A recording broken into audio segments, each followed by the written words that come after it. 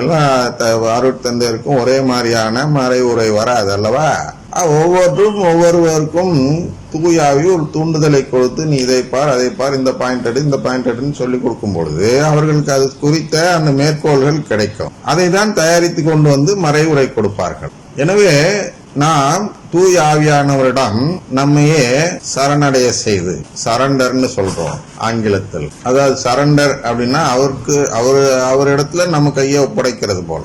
அவர் நம் சார்பாக அவர் எழுதுவார். அது போன்று இந்த மறைவுரைகள் எல்லாம் நாம் தயாரிக்கும் பொழுது தூய ஆவியானவரின் துணை கொண்டு தயாரித்தோம் என்றால் அவர் தானாக நம்மை சிலுவை நற்செய்திக்கு அழைத்து, நானா சொந்தமா சொல்லணும், பேர் எடுக்கணும் அப்படின்லாம் நான் சிந்தித்தேன் என்றால் எனக்கு வளமை நற்செய்தி தான் வரும், சிலுவை நற்செய்தி வராது. தினமும் கூட இந்த வாசக நூலுக்கு அந்த விளக்கம் தர தொடங்குவதற்கு முன்பு நான் ஒரு கருத்து நினைத்திருப்பேன். ஆனால் சொல்லும் பொழுது வேறொரு கருத்து வரும்.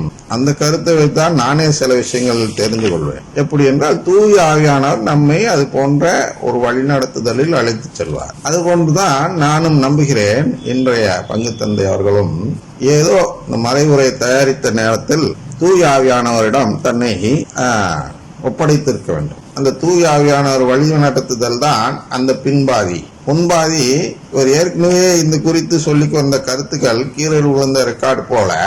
கீழே விழுந்த ரெக்கார்டு என்றால் இந்த காலத்தில் உள்ளவர்களுக்கு புரியாதுதான். இந்த ரெக்கார்டு பிளேயர் வைத்திருந்தவர்களுக்கு அது புரியும். கீழே விழுந்த ரெக்கார்டு போல் என்ன செய்வார்கள் என்றால் ஏற்கனவே சில கருத்துக்களை அவர்கள் குறித்து வைத்திருப்பார்கள், அட்டி மனப்பாடம் செய்து வைத்திருப்பார்கள். அது தன்னை அறியாமல் தானாக அது வந்துவிடும். அது ஒரு பாதி வைத்து விடுவோம். மறுபாதி நிச்சயமாக அவர் மனப்பாடம் செய்தது அல்ல. இந்த புனிதர்களை மேற்கோள் காட்டுவது அது தூய ஆவியானவர் வழிகாட்டியது. எங்கே வழிகாட்டுகிறது? கடவுளின் குடும்பம். பாருங்க, 3 புனிதர்கள் இடைவிடாது வேண்டிய காரணத்தினால் புனிதரானவர்கள். புனிதர் என்றால் கடவுளின் குடும்பத்தை சேர்ந்தவர்கள். எனவே இவர்கள் எப்படி புனிதரானார்கள் என்பதற்கு இடைவிடாது வேண்டுதல் என்பது நமக்கு புரிகிறது. ஆனால் புனிதராவது பெரிய விஷயமா, பணக்காரனாக மாறுவது பெரிய விஷயமா? இடைவிடாது வேண்டுதல் செய்து நான் பெரும் செல்வந்தனாக மாறுவது என்பது ஒரு அற்பமான செயல், அற்பமான எதிர்நோக்கு. அதை விட பெரிய எதிர்நோக்கு, கிடைக்கப்பெற முடியாத ஒரு பெரிய எதிர்நோக்கு எது என்றால் கடவுளின் பிள்ளையாக மாறுவதுதான். நான் அதையே உனக்கு தரேன்பா, நீ செய்ய வேண்டியது என்ன? இடைவிடாது வேண்ட வேண்டும், இடைவிடாது கேட்க வேண்டும். இடைவிடாது கேட்க வேண்டும் என்றால் என்ன என்றால் தினமும் திருப்பலி காண வேண்டும். தினம் முடியலன்னா வாரம் கரெக்டா போயிடணும். அதுதான் நாம் கோரிக்கை வைக்கக்கூடிய செயல், கடவுளிடம் கோரிக்கை வைக்கும் செயல். அந்த நாம் நற்செய்தியின் சாராம்சம் சொல்கிறோம் அல்லவா?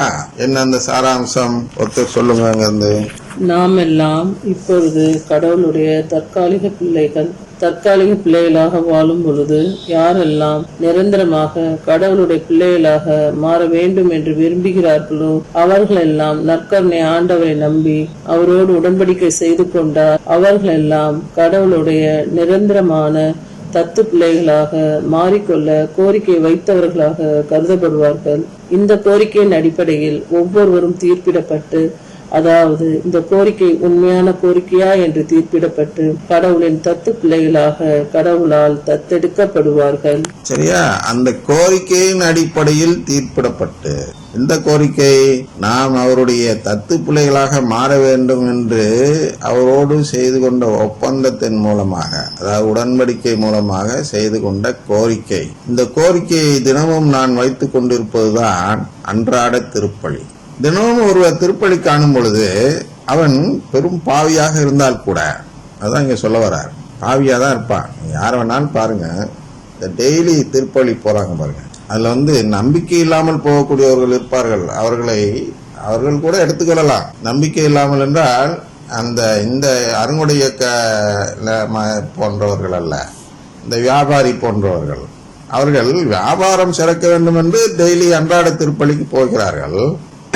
அவர்கள் நோக்கம் கோரிக்கை வைப்பதில்லை இல்லைதான். இருந்தாலும் இப்படிப்பட்டவர்கள் கூட தினமும் போவதால் அவர்கள் அன்றாடம், அதாவது இடைவிடாத வேண்டுதல், இடைவிடாது கோரிக்கை வைத்தவர்கள் என்ற அடிப்படையில் கூட அவர்களுக்கு கூட உறவு கொடுக்கப்படலாம் என்று சொல்கிறார். அவர்களிடம் எது இருக்கக்கூடாது என்றால், நான் கடவுளின் குடும்பத்தை நம்பவில்லை என்று சொல்லக்கூடிய செயல் இருக்கக்கூடாது.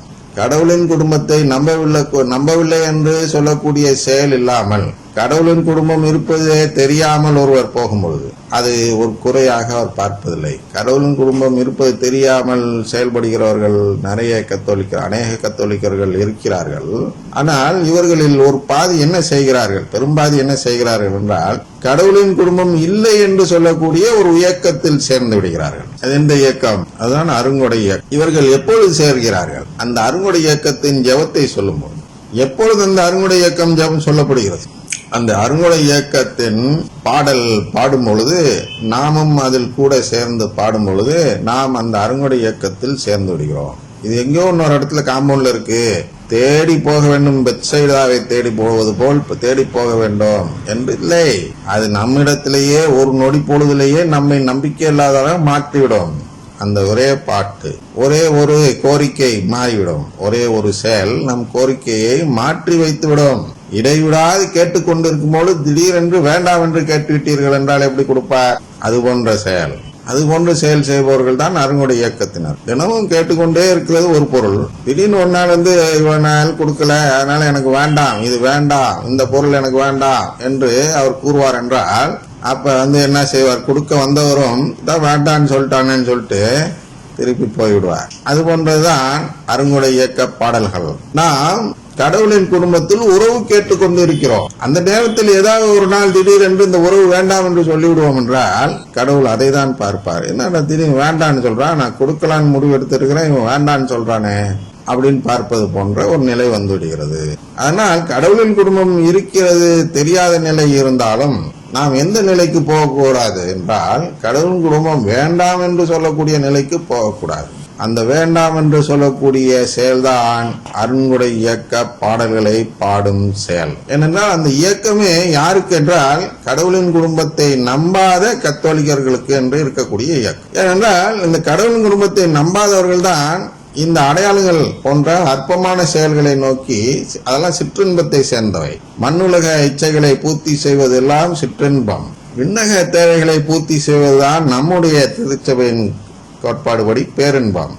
அதனால் இங்கே இந்த உவமை எதற்காக கொடுக்கப்பட்டு இருக்கிறதுனா, அந்த பேரின்பத்தை நோக்கிய கோரிக்கை, வேண்டல் எல்லாம். ஆனால் துதி ஜெபம் என்ன வருகிறது? சிற்றின்பம், ஊனியல்பு.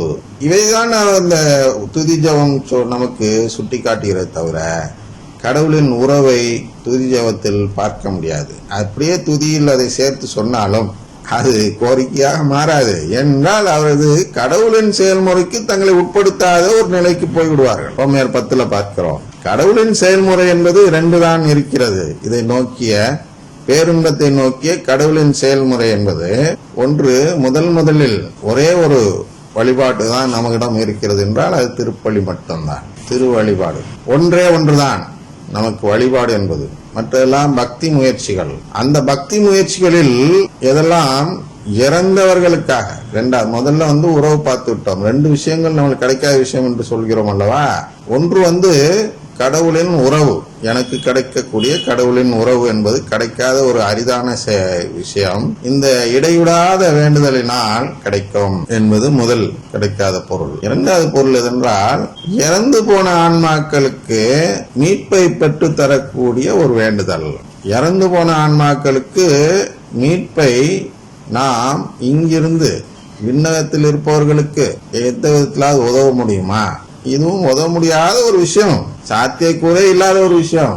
ஒருவன் செத்து போயிறான், அவனுக்கு நான் இங்கேருந்து என்ன வைக்க முடியும்? ஒன்றும் செய்ய முடியாது. இந்து மதத்தில் பார்த்தீர்கள் என்றால், இந்து மதம் என்று சொல்லக்கூடாது, நம்முடைய கலாச்சாரத்தில் பார்த்தீர்கள் என்றால் இறந்தவர்களுக்கு பிண்டம் வைப்பார். நம்முடைய கல்லறைகள் கூட இப்போதுதான் நடந்ததில்லை, 2ஆம் தேதி என்று நிறைய கல்லறைகள் பார்த்தீர்கள் என்றால், குறிப்பா சென்னைக்கு சென்றிருந்தோம். சென்னையில் அந்த லிட்டில் மவுண்ட் என்று சொல்கிறோம் அல்லவா, அந்த லிட்டில் மவுண்ட் கல்லறையில் சந்தித்த பொழுது அங்கே பார்த்தோம். என்ன பார்த்தோம் என்றால், ஒவ்வொரு கல்லறை மீதும் பலகாரங்கள் இருந்தன. அது என்னன்னா, அந்த இறந்து போனவர்களுக்கு என்னென்ன பலகாரம் பிடிக்குமோ அதெல்லாம் அவர்கள் வாங்கி அங்கே வைத்து விட்டார்களாம். அதுதான் நம்முடைய கலாச்சாரம். அதுதான் இதுல என்ன செய்யறாங்கன்னா, இந்து மதத்தை சேர்ந்தவர்கள் என்று சொல்கிறோம் அல்லவா, நம் தமிழர்கள் பிண்டம் வைக்கிறார்கள். பிண்டம் என்றால் ஒரு உருண்டை.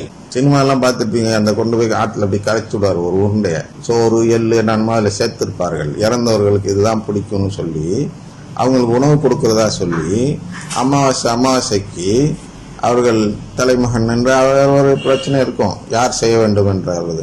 அதை அவர்கள் அமாவாசைக்கு ஐயரை கூப்பிட்டு மந்திரத்தை ஓதி இறந்து போனவங்களுக்கு உணவு கொடுப்பார். விதி என்று சொல்வார்கள். அது ரொம்ப எனக்கு டீட்டெயில் தெரியாது, இவ்வளோதான், ஏதோ புரிஞ்சுங்க.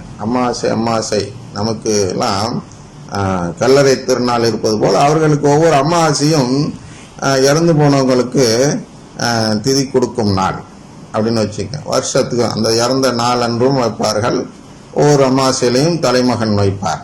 அது ஒரு கடமை, பெற்றோருக்காக செய்யும் கடமை என்று அவர் கட்டாயம் செய்ய வேண்டும் என்பது போல் செய்வார்கள். அதை கொடுக்கிறதுக்கு ஒருத்தரை அழைக்கிறார்கள். அவர்கள்தான்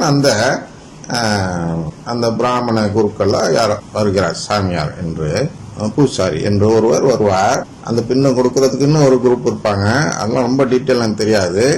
அவர்கள் அதை கொடுப்பாங்க.